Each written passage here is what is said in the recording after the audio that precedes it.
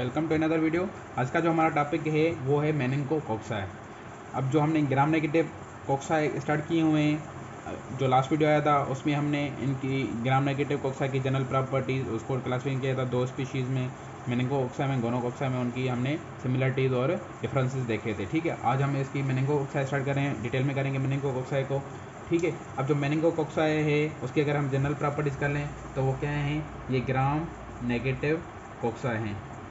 ठीक है, मैं शॉर्ट फॉर्म लिख रहा हूँ। और क्या है, ये हमने देखा था ऑक्सीडेज पॉजिटिव हैं। ठीक है, और ये कैटलेज पॉजिटिव भी है। ठीक है, दोनों पॉजिटिव हैं। और हमने ये भी देखा था पेरिसोडी में कैप्सूल मेनिंगोकोक्काई को कि ये कैप्सूलेटेड बैक्टीरिया है। ठीक है, अब कैप्सूलेटेड है तो इस कैप्सूल के बेसिस पे हमने इसको 13 सीरोटाइप्स पे डिवाइड किया है। कितने में? 13 सीरोटाइप्स पे इसको हमने डिवाइड किया है। और उसमें से भी जो 5 सीरोटाइप्स हैं वो क्या हैं, बहुत इंपॉर्टेंट हैं। कौन कौन से 5 सीरोटाइप्स आर इम्पॉर्टेंट? कौन कौन से नाम हैं? A, B, C, Y and W135। ये आपको याद रखने पड़ेंगे, इजी है वो। A, B, C, Y and W135 ये भी याद रखना है कि 13 सीरोटाइप्स हैं। ठीक है, उनमें भी जो मोस्ट इम्पॉर्टेंट है, जो मोस्ट इन्फेक्टिव सीरोटाइप्स हैं, मतलब कि वो हैं ए, बी एंड द सी। ये क्या हैं? मोस्ट इन्फेक्टिव सीरोटाइप्स हैं। ठीक हो गया जी, ये थोड़ी जनरल प्रॉपर्टीज बातें थी।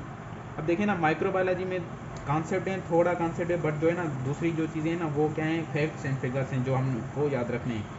ठीक होगा जी। अब इसमें हम देखेंगे वैलेंस फैक्टर्स के, मेनिंगोकोक्काई के वैलेंस फैक्टर्स के कौन से हैं और उसके जैसे जो है डिजीज़ कैसे, मतलब ये पैथोजेनेसिस कैसे कार्य करवाती है। पहला जो वैलेंस फैक्टर है वो कौन सा है? Capsular polysaccharide. अब मैंने लास्ट वीडियो में बताया था कि जो सारी कैप्सुलेट बैक्टीरिया हैं वो क्या होती हैं, पॉलीसेकेराइड का उनका कैप्सूल बना होता है, एक्सेप्ट एक बैक्टीरिया बैसिलस एंथ्रेसिस का। मैं ये बार बार बता रहा हूँ जैसे आपको ये याद हो जाए, कैप्सुलर पॉलीसेकेराइड। ठीक है, अब जो कैप्सुलर पॉलीसेकेराइड होता है वो क्या होता है, एंटीफेगोसाइटिक होता है, एंटीफेगोसाइटिक होता है। अब ये एंटीफेगोसाइटिस कैसे रिड्यूस करवाता है? Decrease phagocytosis by polymorphonuclear cells. अब जो पॉलीमार्फोन्यूक्लियर सेल्स हैं वो कौन से हैं? न्यूट्रोफिल हैं, बेजोफिल्स हैं एंड द इसिनोफिल्स हैं। ठीक, इनसे ये फेगोसाइटिस रिड्यूस करवाता है कैप्सुलर पॉलीसेकेराइड। अब और दूसरा जो वैलेंस फैक्टर है वो कौन सा है? अब इधर बात है इंडोटॉक्सिन का। ठीक है, अब जो इंडोटॉक्सिन है वो क्या है, कौन रिलीज करवाते हैं? Gram negative bacterias. ठीक है, ये इंडोटॉक्सिन सिर्फ ग्राम नेगेटिव बैक्टीरिया का रिलीज़ करवाती हैं, बाकी जो एक्सोटॉक्सिन होता है वो दोनों रिलीज़ करवाती हैं। अब इंडोटॉक्सिन जो बना होता है वो लाइपोपॉलीसेकेराइड का बना होता है। ठीक है, ग्राम नेगेटिव बैक्टीरिया का। बट जो मेनिंगोकोक्काई है उसका जो इंडोटॉक्सिन होता है वो लाइपो ओलिगोसेकेराइड का बना होता है। दूसरा लाइपोपॉलीसेकेराइड का बना होता है, LPS का, बट इसका लाइपो ओलिगोसेकेराइड का बना होता है। ठीक है, याद रख लें आप। अब तीसरा जो इसका वैलेंस फैक्टर है वो है IgA प्रोटीएस। अब अगर आपको याद हो तो हमने स्ट्रेप्टोकोकस नमूने में भी पढ़ा था ये वैलेंस फैक्टर के, वो IG प्रोटीएस था, वो IgA को क्या करवा रहा था, ब्रेक डाउन करवा था, और इस वजह से वो जो अपर रेस्पिरेटरी ट्रैक्ट में अपनी कॉलोनीज फॉर्म कर रहा था। ठीक है, क्योंकि IgA मोस्ट जो एंटीबॉडी ए होती है, अमीनोग्लोबुलिन में होती है, वो म्यूकोजा ऑफ ल्यूमेन में मौजूद है, like the upper respiratory tract GIT में मौजूद होती है IgA। तो अपर रेस्पिरेटरी ट्रैक्ट में IgA को ब्रेक डाउन करेगी और उधर क्या करेंगी, बैक्टीरिया को अटैच करवाएगी और उधर कॉलोनी करवाएंगी। Help the bacteria to attach upper respiratory tract by cleaving IgA। ठीक हो गया जी, ये तीन हो गए। अब जो चौथा इसका वैलेंस फैक्टर है, चौथा वैलेंस फैक्टर है इसका फैक्टर H बाइंडिंग प्रोटीन।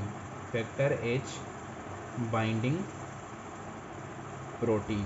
अब इसका मैकेनिज्म थोड़ा समझ लें कि इसका है क्या, ये कैसे वैलेंस फैक्टर है। अब जो नॉर्मली जो फैक्टर H होता है, फैक्टर H नॉर्मली हमारी बॉडी में मौजूद होता है, वो क्या होता है, इनहिबिटर होता है C3b का, इनहिबिटर ऑफ C3b। अब जो C3b है वो कॉम्प्लीमेंट सिस्टम जो हमारा होता है उसका एक कंपोनेंट है। ठीक है, C3b अब ये फैक्टर एच क्या करवा रहा है, SC3B को इनहिबिट करवा रहा है। अब इस बैक्टीरिया पे क्या मौजूद है, फैक्टर एच बाइंडिंग प्रोटीन है, ठीक है।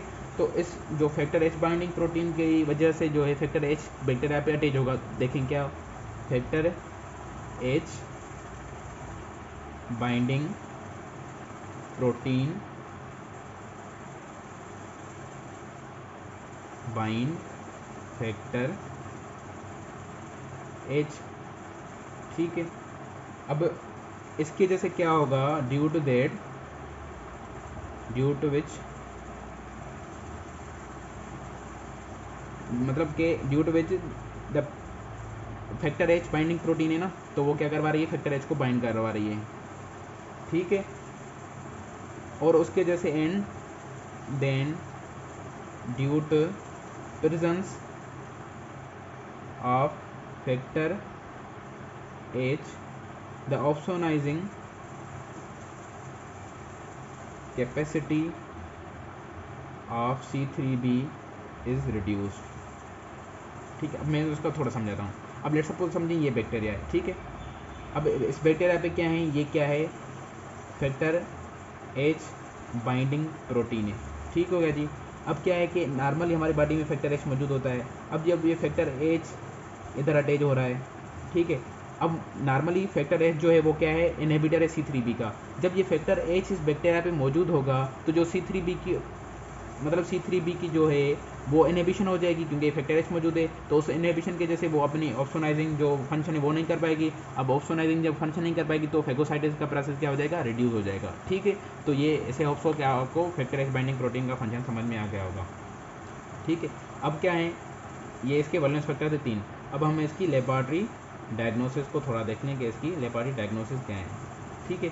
अब इसके हम डिजीज़ जो हैं वो नेक्स्ट वीडियो में करेंगे, क्योंकि वो बहुत ज़्यादा थोड़ी डिटेल है, तो उस हम वीडियो में करेंगे। अब लैब डायग्नोसिस में अगर हम कर लें, मैं थोड़ा बता दूं कि जो मेनिंगोकोक्का होती है वो मेनिंजाइटिस मोस्ट कॉमन काज करवाती है, ठीक है।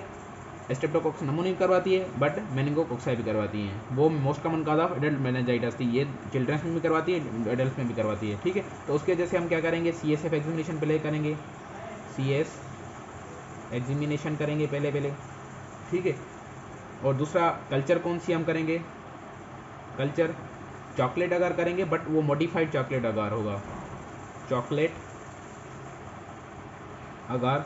अब उस मॉडिफाइड चॉकलेट अगार को हम क्या बोलते हैं, थायर मार्टिन मीडिया, ठीक है। अब इस ये क्या है, अब ये चॉकलेट अगार ही है, ठीक है। अब चॉकलेट अगार पे क्या करते हैं, हम एडिशन करते हैं एंटीबायोटिक्स की। अब जब उनमें हम चॉकलेट अगार पे एंटीबायोटिक ऐड कर देंगे तो उसको हम बोलते हैं थायर मार्टिन मीडिया, ठीक है। अब चॉकलेट अगार थोड़ा मैं आपको बता दूं चॉकलेट अगार क्या है। चॉकलेट अगार जो है ब्लड अगार हमने पढ़ा, आपने सुना है, मतलब प्रीवियस वीडियो में ब्लड अगार को पढ़ा था।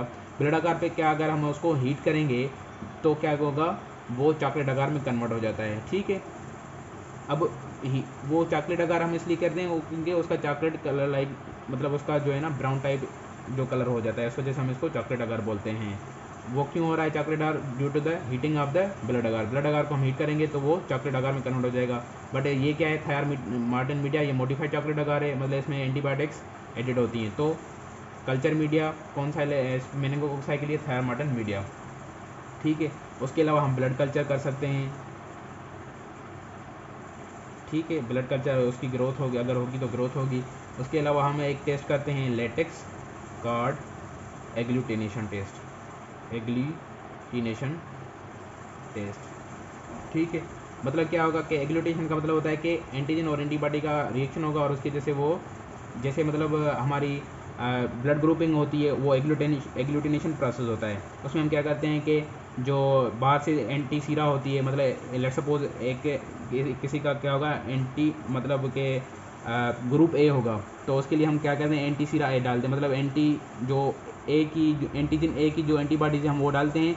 अब जब डालेंगे तो आरबीसी पे एंटीजन ए मौजूद होगा, तो उसकी रिएक्शन होगा दोनों में, और वो सेटल डाउन मतलब उसकी ब्रेक डाउन हो जाएगी, सेटल डाउन हो जाएगी, उसकी एग्लूटिनेशन वो हो जाएगी, ठीक है। तो हमें दिखाई देगा कि इसकी एग्लूटिनेशन हो रही है, तो ये एक ग्रुप है।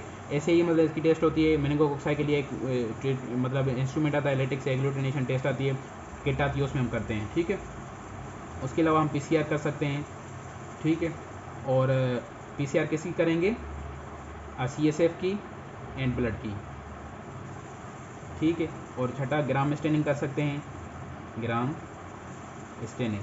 अब ग्राम स्टेनिंग में क्या होगा कि पिंक कलर्ड कॉलोनीज आएंगी, पिंक कलर्ड, क्योंकि ग्राम नेगेटिव है, पिंक कलर्ड कॉक्साई आती हैं, और कौन सी, लेंस शेप्ड, ठीक है।